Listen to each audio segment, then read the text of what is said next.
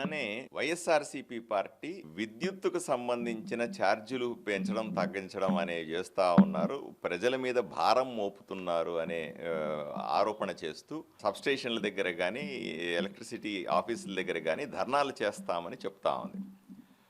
వైఎస్ఆర్సీపీ పార్టీకి ప్రజల వైపు నుంచి విద్యుత్ సంస్థల దగ్గర ధర్నా చేసే నైతిక హక్కు లేదు అని మనం స్పష్టంగా చెప్తా ఉన్నాం. ఎందుకంటే మనం గుర్తుపెట్టుకోవాలి, 2014లో రాష్ట్రం ఏర్పడి చంద్రబాబు నాయుడు గారు ముఖ్యమంత్రి అయిన సందర్భంలో 22.5 మిలియన్ యూనిట్ల లోటుతో రాష్ట్రం ఏర్పడింది. చంద్రబాబు నాయుడు గారు 2014 నుంచి 19 వరకు కూడా 5 సంవత్సరాల కాలంలో కష్టపడి రకరకాల విద్యుత్ ఉత్పన్నాల ద్వారా విద్యుత్తును ఉత్పత్తి చేయడం ద్వారా దాన్ని మిగులు విద్యుత్ రాష్ట్రంగా ఆంధ్రప్రదేశ్ని తయారు చేసి జగన్మోహన్ రెడ్డి చేతిలో పెట్టాడు. 2019లో జగన్మోహన్ రెడ్డికి అధికారంలోకి రాగానే మొట్టమొదటి చేసిన పని అప్పటిదాకా చంద్రబాబు నాయుడు గారి ప్రభుత్వం చేసినటువంటి విద్యుత్ ఒప్పందాలన్నింటినీ కూడా రద్దు చేయడం. అకారణంగా ఏ కారణము లేకుండా విద్యుత్ ఒప్పందాలన్నీ రద్దు చేసి రాత్రికి చీకటిమయం చేశాడు. ఎందుకు రద్దు చేశావంటే కేవలం ఒకే ఒక కారణం, తెలుగుదేశం పార్టీ ప్రభుత్వం లేదా కూటమి ప్రభుత్వం రద్దు చేసింది, ఇచ్చినటువంటి కాంట్రాక్టులు నేను రద్దు చేస్తాను. కక్షాపూరిత రాజకీయాలు తప్ప ఏమీ లేకుండా అప్పటి నుంచి మొదలైంది సమస్య. దాంతోపాటుగా విపరీతమైన అవినీతి, ట్రాన్స్ఫార్మర్లను కొనుగోలు చేయడంలో కానీ మెటీరియల్ని కొనుగోలు చేయడంలో విపరీతమైన అవినీతి చేస్తా బాగా మిగులు విద్యుత్తు ఉన్నటువంటి రాష్ట్రాన్ని లోటు విద్యుత్తు లాగది, అంటే రాష్ట్రంలో విద్యుత్తే తయారీ లేకుండా పోయింది. దాంతో తప్పనిసరిగా బయట నుంచి విద్యుత్ కొనాల్సి వచ్చింది. 5 రూపాయలు మనం తయారు చేసుకుంటే 5 రూపాయలకు వచ్చేటువంటి విద్యుత్తుని 8 రూపాయల నుంచి 14 రూపాయల వరకు పెట్టి బయట నుంచి కొనడం వల్ల ప్రజల మీద విపరీతంగా భారం పడింది. విపరీతమైన అవినీతి, కక్ష, వీటి వల్ల నష్టం జరిగింది.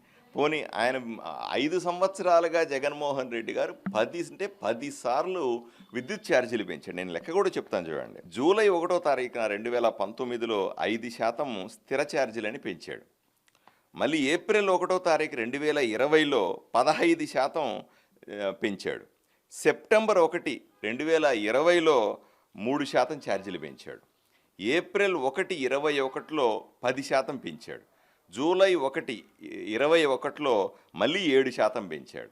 22లో 12%, 22 జూలైలో మళ్ళీ 5%, 23 ఏప్రిల్లో 9%, ఆగస్టు 1, 2023లో 8%, ఏప్రిల్ 1, 2024లో 10%. ఇట్లా 10 సార్లు, ఒకసారి కాదు 2 సార్లు, 10 సార్లు ప్రజల మీద విద్యుత్ భారం మోపింది జగన్మోహన్ రెడ్డి గారు.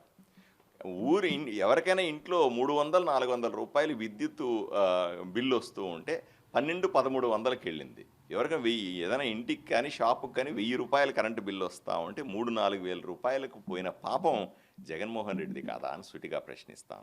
ఈరోజు 6 నెలలు మళ్ళీ మేము అధికారంలోకి వచ్చాం. కూటమి ప్రభుత్వం అధికారంలోకి వచ్చి చంద్రబాబు నాయుడు గారు ముఖ్యమంత్రి అయిన తర్వాత ఇవన్నీ కూడా సరిచేసే ప్రయత్నం చేస్తాం. మీరు చూసారు, అసెంబ్లీలో కూడా మేము విద్యుత్ మీద ప్రత్యేకంగా చర్చ పెట్టాం.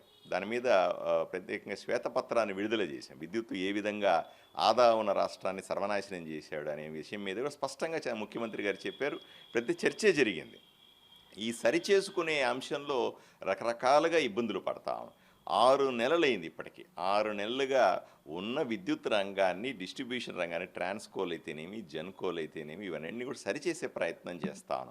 తగినంత సమయం ఇవ్వకుండా ఏదో ప్రజల వైపున ముసలి కన్నీళ్లు కారుస్తూ ఈరోజు మళ్ళీ మేము ధర్నాలు చేస్తాం, ప్రజల వైపున మాట్లాడతానంటే ఏ మొహం పెట్టుకొని మాట్లాడతారు జగన్మోహన్ రెడ్డి అని సూటిగా ప్రశ్నిస్తా ఉన్నా.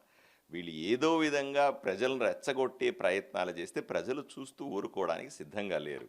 ప్రజలకు అర్థమైంది, అయ్యా మిమ్మల్ని పక్కన కూర్చోమన్నారు, 5 సంవత్సరాలు మీరు ప్రజల జోలికి రావద్దు అని చెప్పారు. గత 5 సంవత్సరాల్లో మీరు చేసిన పరిపాలన మాకు అవసరం లేదు అన్నారు. తగినంత సమయం కూటమి ప్రభుత్వానికి ఇవ్వండి అని ప్రజలు తీర్పునిచ్చిన సందర్భంలో మళ్ళీ ఈరోజు 6 నెలలు కాకముందే మేము అక్కడ ధర్నాలు చేస్తాం, ఇక్కడ మొన్న చూస్తే రైతుల వైపు నుంచి ముసలి కన్నీరు కారుస్తా కలెక్టర్ ఆఫీసులో రిప్రజెంటేషన్ అన్నారు. రైతులంతా నవ్వినారు. ఏమయ్యా నువ్వు 5 సంవత్సరాలుగా రైతుల గురించి పట్టించుకోనోడు ఈరోజు రైతుల గురించి ధర్నాలు చేస్తావు. 5 సంవత్సరాలు ఏ రోజు కూడా మీడియా ముందుకు రానటువంటి జగన్మోహన్ రెడ్డి ఇప్పుడు మీడియా ముందుకొచ్చి రకరకాల ధర్నాల పేరుతో లేదా రకరకాల ఎజిటేషన్స్ చేస్తానని చెప్తా ఉన్నాడు. ఇది సరైన విధానం కాదు అని వైఎస్ఆర్సీపీ పార్టీకి చెప్తా ఉన్నాను. వీళ్ళు చేసినటువంటి పాపాల వల్లనే జగన్మోహన్ రెడ్డి గత ప్రభుత్వంలో 5 సంవత్సరాలుగా అనుసరించిన విధానాల వల్లనే రాష్ట్రంలో ఉన్నటువంటి విద్యుత్ ఈ స్థాయిలో ఉంది. ఇప్పటికైనా సరే 5 సంవత్సరాల సమయం ఇస్తే తప్పనిసరిగా కూటమి ప్రభుత్వం మళ్ళీ మిగులు విద్యుత్ వచ్చే విధంగా విద్యుత్ని తయారు చేసుకోవాలి, దాన్ని డిస్ట్రిబ్యూట్ చేసుకోవాలి, దాని కాస్ట్ తగ్గించాలి. ఇవన్నీ చేయడానికి తగినంత సమయం కావాలని ప్రజలకు తెలియజేస్తా ఉన్నాం. వైఎస్ఆర్సీపీ పార్టీ చేస్తున్నటువంటి ముసలి కన్నీరు ధర్నాలకి ప్రజలు తిప్పికొట్టాల్సిందిగా కోరుకుంటా ఉన్నాను.